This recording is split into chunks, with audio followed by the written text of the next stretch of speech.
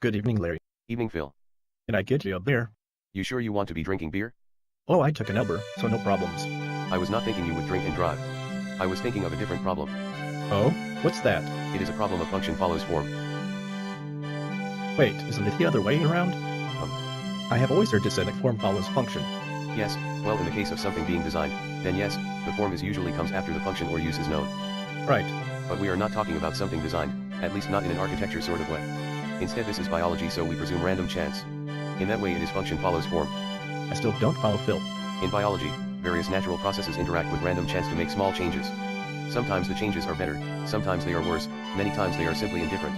When they are better in a way that improves survival of the organism, and they happen in an area that can be passed on, we call that evolution. What has this got to do with me wanting a beer? Beer has compounds in it called phytoestrogens. Oh, I remember hearing about that all years ago. Something about soybeans and estrogen, right? But if soybeans really contained estrogen, wouldn't women who eat lots of soy have, well, bigger breasts? Most women I know who eat lots and lots of soy tend to have smaller breast sizes. Well, that brings up another issue. It so happens that there are at least two families of estrogen receptors in humans. They are called alpha and beta receptors.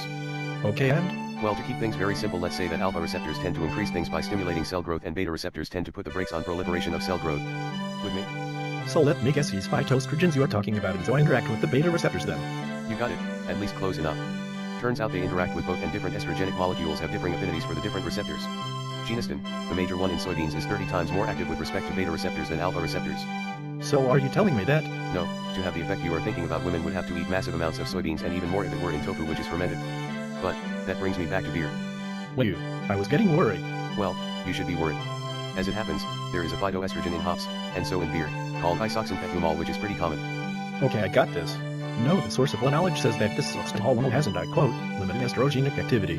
At the concentration found in beer, it is unlikely to have an estrogenic effect in breast tissue. So why the worry? Because it is not the direct action of X that is the issue. Remember, function follows form. So if you change the form, the function will also change. Okay, how is the form going to change once it is inside of me though? Well, for one, your liver will change the form as it metabolizes X to remove it from your system, but there is something more at play. When studies were done, it turns out our livers cannot process enough of 9 into anything that will have bug effects on men. Wait a minute, didn't you just tell me drinking beer was a problem? Now you are saying it isn't. No, what I am saying is that something other than your liver changes the X. There are little organisms throughout your digestive tract that help you break down and convert all kinds of things from neurotransmitters being created to. Let me guess, estrogen? Well, not estrogen itself, but a far more potent phytoestrogen than X called 8-prenylnaringenin. You guys never name anything simple, do you?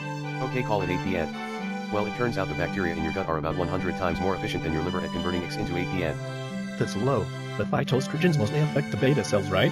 No, 8PN preferentially binds to the alpha receptors, and while it is not as strong as estrogen itself, it is the single strongest phytoestrogen we know of, hundreds of times stronger than other phytoestrogens. Function follows form again? That right, change the form and you change the function of almost any biological molecule. And it doesn't end with 8PN. As the liver breaks down the molecule, it creates new ones that continue to have an estrogenic effect and tend to not get broken down as quickly as the normal estrogen in our systems. So it is not as strong but tends to last longer? Yes, and gets stored in fat tissue. So break it down for me. Since 8PN and its metabolites are estrogenically active, have a long life in the body and an affinity towards alpha receptors, even the amounts found in one beer a day can have effects on men. What kind of effects? Well, one good thing is that it will help you not lose so much of your hair, but you will find that your hips start to widen, your lips become more full, you will find that you start to deposit adipose tissue around the middle. Fat.